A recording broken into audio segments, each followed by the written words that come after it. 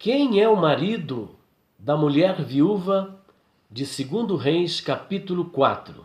Qual é o seu nome? É sobre este assunto que estaremos tratando neste vídeo. Você está no canal PR Elias Soares Oficial. Seja muito bem-vindo. Eu quero convidar você a compartilhar os nossos vídeos, dar o seu like, se inscrever e nos seguir nas redes sociais. Bom, a partir deste instante estaremos fazendo a leitura do texto de 2 Reis, capítulo 4. E vamos, a partir de uma reflexão dentro do texto bíblico, e é claro que com o auxílio de outros materiais de autores de renome, chegar a um denominador comum acerca do nome ou de quem realmente é o marido da mulher viúva que aparece no segundo livro dos Reis, capítulo 4. Vem comigo. E uma mulher das mulheres dos filhos dos profetas clamou a Eliseu dizendo: meu marido, teu servo, morreu, e tu sabes que o teu servo temia ao Senhor. E veio o credor a levar-me os meus 2 filhos para serem servos.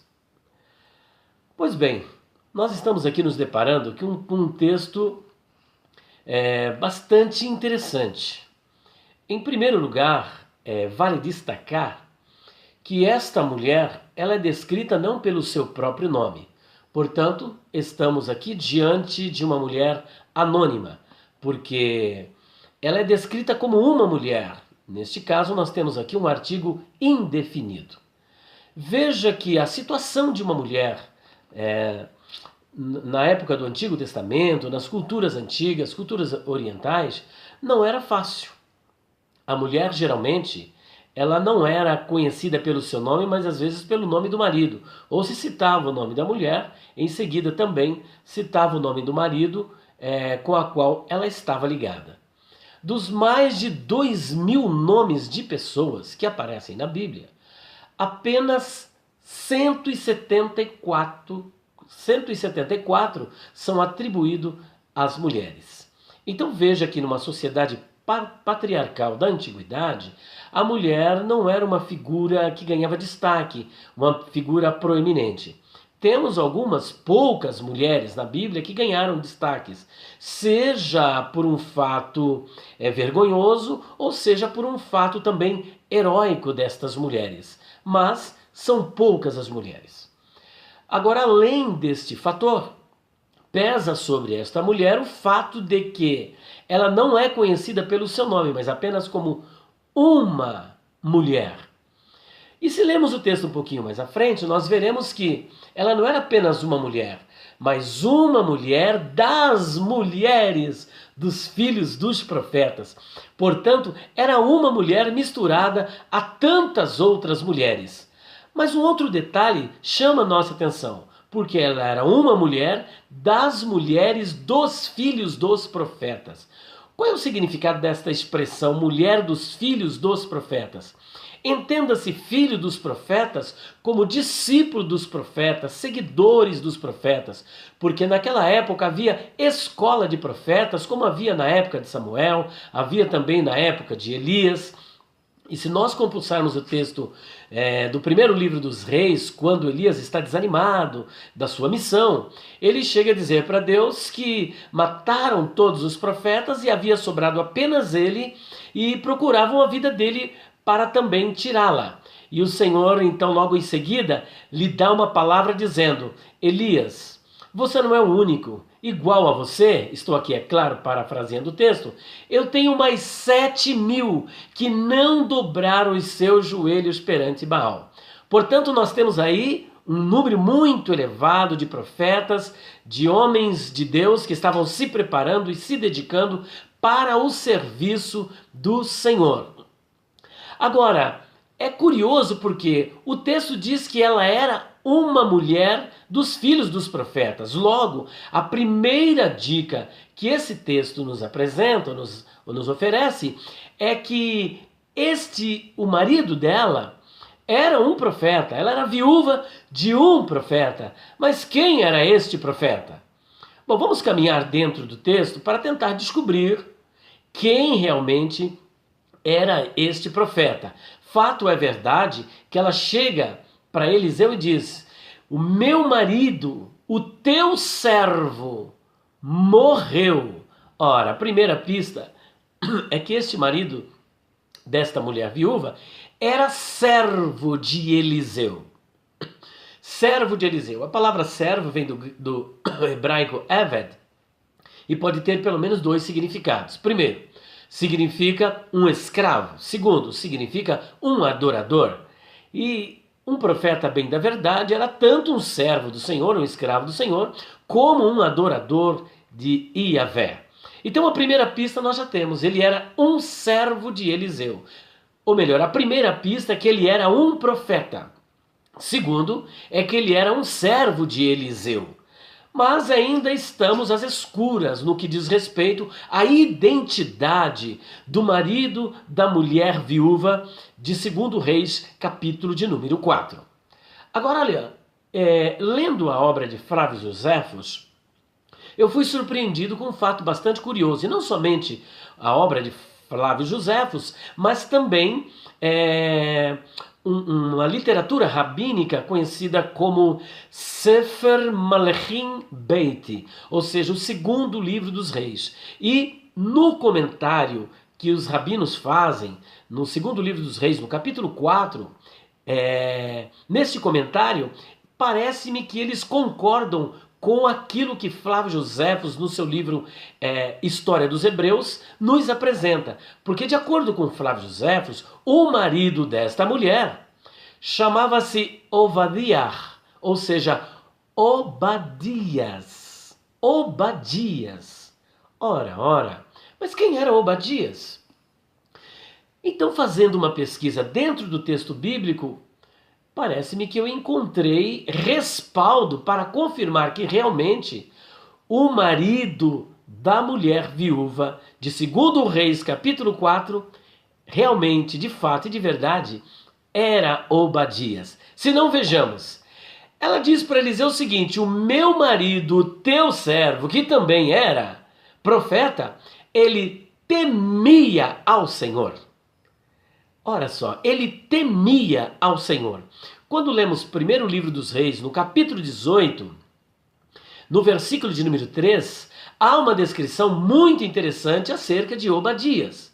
E vale lembrar que o nome Obadias é um nome composto e também, de acordo com a onomatologia, que é o estudo dos nomes, a ciência dos nomes, que trata tanto da área da antroponímia, que é o nome de pessoas, ele vai mostrar uma outra característica deste nome, porque esse nome Obadias era um nome teofórico, ou seja, um nome que traz um elemento divino, visto que Obadias é composto primeiro pelo prefixo Eved, que vem de Eved, que é escravo, mas Iar, que é Iavé. Logo, Ovadia significa escravo de Iavé, servo de Iavé, ou, como dissemos no início, um adorador de Iavé.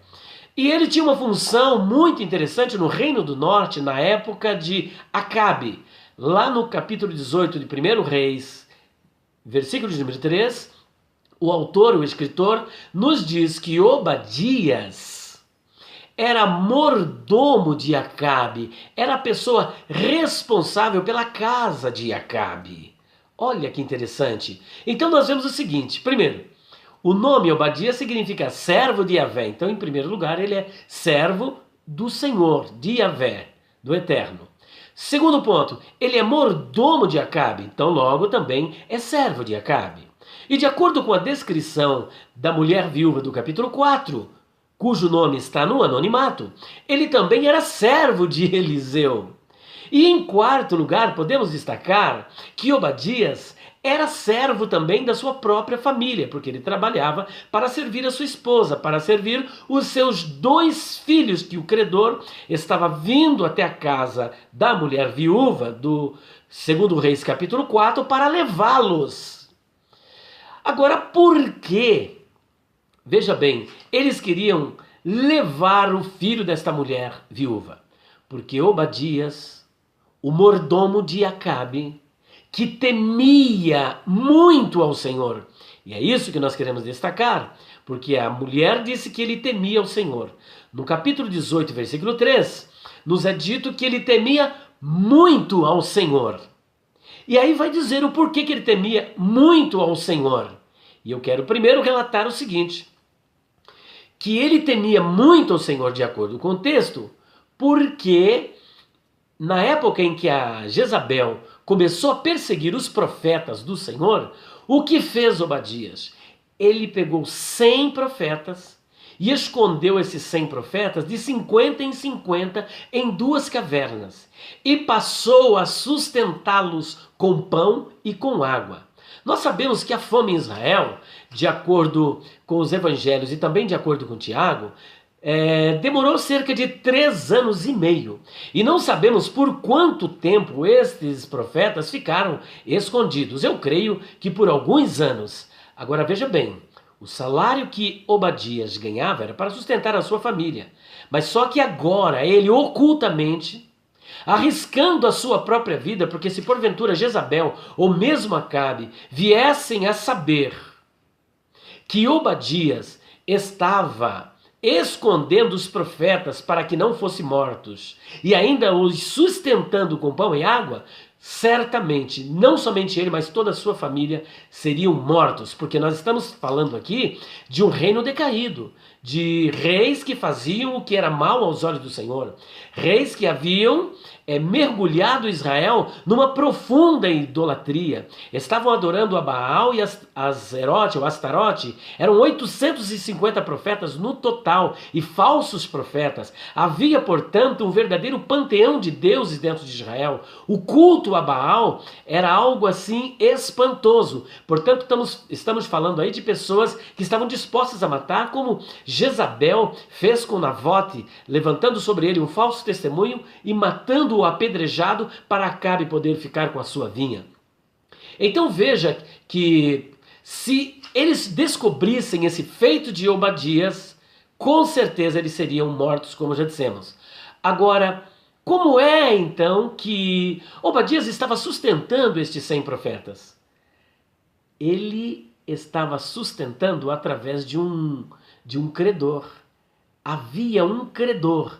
Nós não conseguimos ver isso na Bíblia, mas os livros dos sábios do rabinismo, os livros nesses midrashim e nas literaturas rabínicas, as quais compulsamos, tanto Flávio Josefo como essas outras literaturas, nos dão pista de que Obadias tomou dinheiro emprestado de um credor.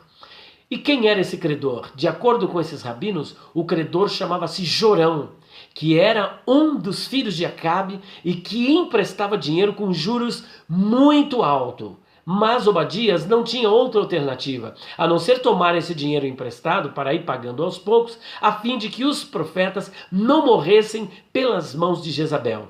Só que um fato inesperado aconteceu. Obadias morreu antes. E morrendo, ele deixou a dívida para a viúva. E naquela época, de acordo com a Torá, de acordo com as leis da época, quando o marido morresse, deixando uma dívida impagável para as condições financeiras da sua mulher, o que é que o credor tinha direito de fazer? Ir até a sua casa e pegar os filhos e levá-los como escravo, a fim de que eles trabalhassem até que a dívida fosse paga. Agora veja o desespero desta mulher. Já havia perdido o marido, um homem piedoso, um homem da escola de profetas, um homem que era filho dos profetas, um homem que era discípulo de profeta, que estava se preparando para o ministério, um homem que tinha um nome a ser zelado e um nome para que se projetasse dentro da sociedade, porque naquela época não ter um nome era sinal de não existir. E assim também era a situação daquela mulher que não era conhecido pelo seu nome. E se a família não tivesse um nome para dar continuidade à sua existência, à sua linhagem, era algo muito terrível, humilhante para esta família. Então ela já havia perdido o marido e agora estava prestes a perder os seus 2 filhos. E a aflição dela não era somente por isso. É porque se esses filhos fossem para a casa de Jorão, que agora estava reinando, e que era da mesma índole do pai e da mãe, de um reino pervertido, desviado dos propósitos da vontade do Senhor, ela tinha certeza que ele não iria cumprir a lei que era imposta para os hebreus do ano da remissão. Porque entre os hebreus acontecia o seguinte, que eles trabalhavam 6 anos como escravos, e no 7º ano era o ano da alforria, onde todos os senhores tinham que liberar os seus escravos. Mas conhecendo os princípios, conhecendo a moral deste reino, que era uma moral decaída, ela tinha certeza que esses filhos não voltariam e perderiam também o temor do Senhor e seriam mergulhados numa profunda idolatria e num profundo pecado. Portanto, esta mulher está desesperada e por isso ela clama ao Senhor dizendo: meu marido, teu servo, morreu e tu sabes que ele temia ao Senhor. Portanto, o meu marido, quem era o marido desta mulher? Obadias. Lá em 2 Reis capítulo 4, versículo 1 e 2, é dito que ele temia o Senhor. Em 1 Reis capítulo 18, versículo 3, o escritor diz que ele temia muito ao Senhor. E ainda em 1 Reis capítulo 18, versículo de número 12, agora é o testemunho do próprio Obadias, que diz para Elias, o profeta, que foi convocado por Deus para se apresentar a Acabe, e Obadias também foi convocado por Acabe para procurar água, e quando de repente ele encontra quem? Encontra Elias, o profeta. E Elias então diz que ia se apresentar ao rei, que era para Obadias avisar o rei que ele iria se apresentar. E Obadias se nega, com medo que Elias desaparecesse e ele ficasse numa dificuldade muito grande, sem ter como apresentar o profeta Elias. E um dos argumentos que ele usou foi o seguinte: você sabe que eu temo ao Senhor desde a minha mocidade. Portanto, fazendo coro com aquilo que a mulher disse, que Obadias temia ao Senhor, lá o escritor, no capítulo 18 de 1 Reis, também diz que ele temia muito ao Senhor. E depois o próprio Obadias disse que temia a Deus desde a sua mocidade. Portanto, à luz de toda essa argumentação, deste texto bíblico, e também amparado pela história dos hebreus de Flávio Joséfos, e também por Sefer Malachim Beit e outras literaturas rabínicas, eu tenho uma ideia, eu não vou dizer que é uma palavra conclusiva, mas é razoável pensar que o marido da mulher viúva de 2 Reis capítulo 4 era Obadias. Eu não tenho assim muitas dúvidas, né? Mas estou quase que convencido de que realmente se trate de Obadias. Deus os abençoe em nome do Senhor Jesus Cristo.